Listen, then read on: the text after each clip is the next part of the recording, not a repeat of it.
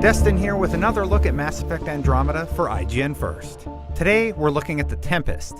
While the Tempest is your primary means of transportation between the Hyperion and nearby planets, it's also where your crew spends most of its time.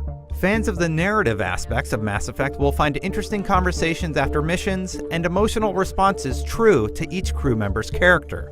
Let's start on the bridge for our tour. On the bridge, you'll find Suvi, the Tempest science officer who has some interesting quirks. The swelling has gone down significantly, and I seem to be able to talk normally again. Good. Keep me updated, and remember, cool food and liquid only. Nothing spicy. Thank you, Lexi. You licked a rock, didn't you? I was distracted and forgot it was a Helios rock. I do it unconsciously. When I was little, my father and I would go on expeditions. The lick test was a huge part of it. Nearby, Kalojath is your Solarian pilot. Now it's become a haven, just as it was meant to be. Every good space station needs a big lake. Maybe some fountains. Indeed. Even non-amphibians need a little water. He's no joker, but he makes flying the ship look easy. Heading out and to the right from the bridge, you'll find a loadout station where you can build out your character's weapon, armor, consumables, squad, and nomad customizations. As we leave the bridge and walk closer to the center of the upper quarters, we find Peavy. She's standing next to a station that allows you to monitor the cryopods you've awoken, buy and sell items, research and develop new items, and to access the strike team missions which tie single and multiplayer together.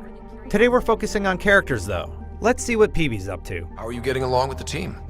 I'm keeping it light and pleasant. Even Lexi isn't exactly what I'd expected. And Jal, I'm learning what makes him tick. We're lucky to have an Angara with us.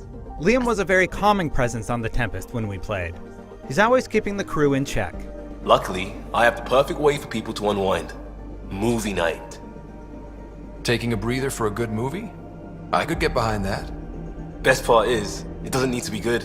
Each character has interesting quirks and distinct responses.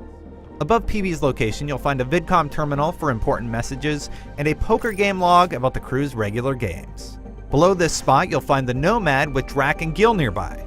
Gil's the guy who handles ship repairs. How does it feel seeing the Nexus come together? It's starting to cook. Be what it was meant to be. For the longest time, I never thought that would happen. And we're making it happen, Ryder. As I mentioned earlier, each interaction will be affected by your decisions as you progress through the story. As a Krogan, Drac is especially unafraid to make his voice heard. Anything about the Ket, or combat in general?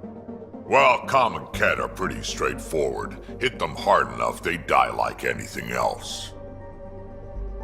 Tell me more about fighting Ket.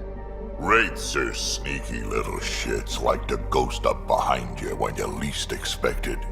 Just listen for them. They tend to give themselves away right before coming at you. Today, however, we're on his good side.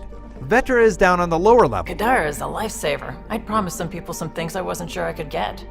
Turns out I can get them all on Kadara. Funny how things work out. You can learn more about her past, and what makes her tick. There's also Lexi the Doctor, Jal, who we'll learn more about soon, and smaller things like the email system and little mysteries you can solve while aboard the Tempest that work together to make you feel like you're part of a crew. There's plenty more to experience on this ship and in Andromeda. So for more, keep it locked on IGN.